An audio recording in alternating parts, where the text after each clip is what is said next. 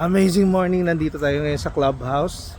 So nakaka-amaze lang kasi 14 days na akong 5 AM nagigising. Grabe, ibang tao na yata ako. Hindi ko na makilala yung sarili ko. 'Di ba? So very important talaga kung gusto mo may mabago sa buhay mo, kung gusto mo may ma-achieve ka na bago, baguhin mo yung habits mo kasi yan yung mga maliliit na mga habits na yan na nagko-cause sa'yo to become lazy, be a procrastinator. Yan yung mga kailangan natin baguhin para dumating yung panahon na maging productive ka. Yung everyday na ginagawa mo is very fulfilling. Yung mga ginagawa mo araw-araw patungo sa pangarap mo sa buhay, hindi patungo sa higaan at higaan lang.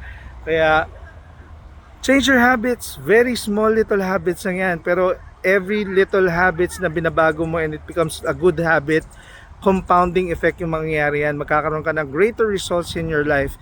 Kaya kung ako sa iyo, change your habits now. Identify yung mga habits na maganda, so ituloy mo, pero kung pangit, baguhin mo.